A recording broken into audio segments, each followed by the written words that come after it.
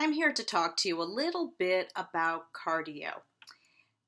Cardio is one of those things that either you really like it, maybe you even love it, or you hate it, or you really know you need to do some, but you're trying to figure out what is the best way for you to use cardio to reach your goals. So the first thing I'm going to ask that you do is that you print out the Team Best Fit Body cardio and training protocols. In there, I go over a lot of detail about our philosophy about training and how I want you to approach it. In your actual exercise protocols, you're going to get a lot of detail in terms of what cardio we're going to start you out with. And then as you move along in your program, depending on your goals, that cardio is more than likely going to change. So I'm going to talk to you about one type of cardio that probably makes or raises the most question, and that's HIIT cardio, high intensity interval training. High intensity interval training allows you to utilize cardio exercise in the most effective, efficient way to get some phenomenal results. It is exactly what the name describes: high, intense, interval, and a training style. How do you know how to go about high intensity interval training? Well, there's a lot of different ways that you will be using high intensity interval training, but it all starts with the concept of knowing what your body's response is to the actual exercise. And the only way that we really can measure that is using a heart rate monitor. We do encourage all of our athletes to have a heart rate monitor. It doesn't have to be fancy. It just has to let you know what your heart rate is while you're actually doing the activity. In our Team Best Fit Body cardio training and cardio protocol sheet, there is a worksheet in there that you should complete and have an understanding of what the training zones are for you. It is related to your age, and there are some phases, different levels of cardio that you should become familiar with where you are and what your numbers are. So please make sure that you look at that first, figure out what your numbers are. And if you can't find that, it is also posted in the PT Advantage info bank. So let me go into a little bit more detail.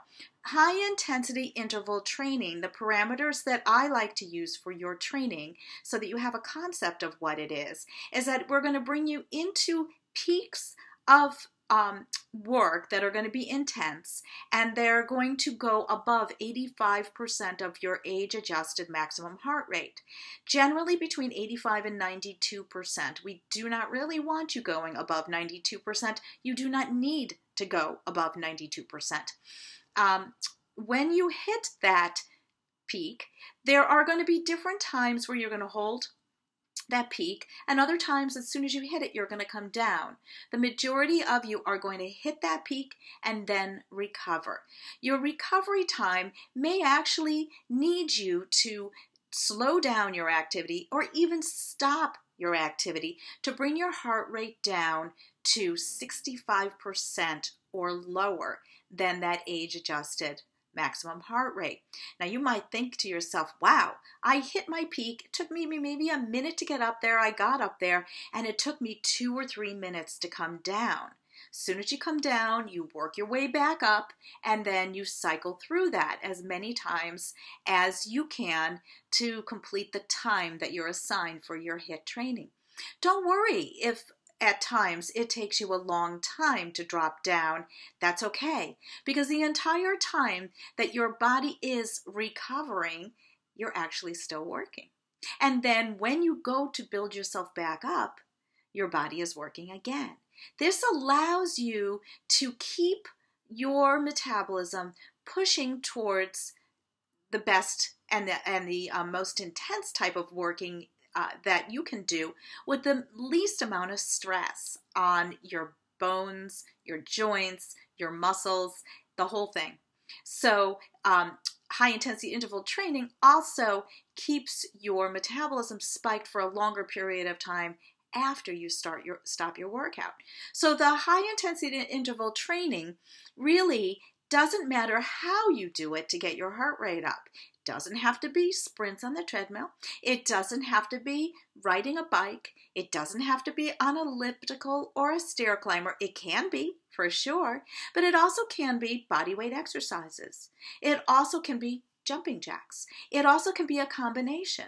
But the biggest thing is that it is all based on your heart rate response. And so what a HIIT is for you will be completely different from a HIIT to the person on the machine next to you. So that's why we do encourage you to get a heart rate monitor so that you know actually what's going on. In this approach, again, you can't really sustain this type of training for any more than about 30 minutes. And it's 30 minutes of that up and down. And at the end of that, you should feel pretty spent. So you're going to need to do a warm-up, and you will start to cycle through it. As you get in better and better condition, you will probably find your recovery time gets shorter, and so that you will actually be able to do more cycles. And that's pretty exciting. So don't get frustrated if you're just starting and you may only get 2 or 3 cycles the first time. Just get to the length of time of your workout that you've been assigned, and then we'll worry about your body getting used to it and you being able to pick up with more frequency with your cycles. This is very different from other types of cardio. We also have a cardio that's called low intensity interval training, and it's the same concept, but instead of peaking above 85% and below 65%, you keep yourself in between that 85 and 65%. So you're kind of going up and down. I call it like the rolling hills workout.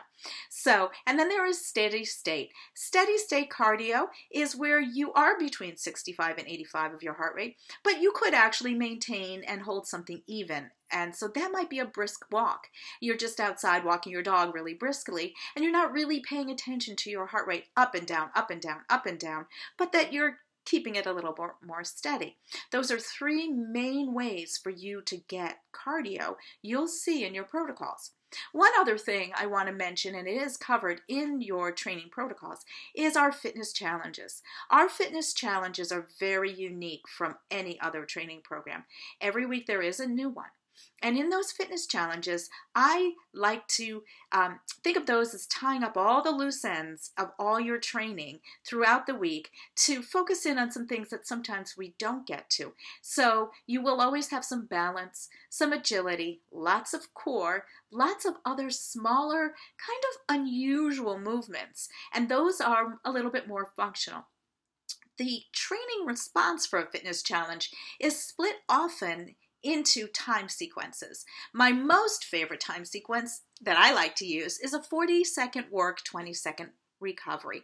And really, if you're wearing your heart rate monitor during this, you might find that your heart rate stays up in that 75 to maybe even 85 to 95%. We don't really want you going 95%. So if you're getting up to like above 92, I want you to pull it back. But it is a little bit more of a high intensity training, and there are not as many intervals. Now, of course, if you need more interval time, this is where you can most certainly pull back, catch your breath, because the focus of the fitness challenge is not quite on the heart rate response, but a little bit more on the execution of the exercise. You can see throughout your program, we're going to be changing it up and making it exciting and having a lot of fun with it. Cardio is no longer going to be boring. It is going to be interesting, and your body is going to love the way that it responds to what you're doing for it.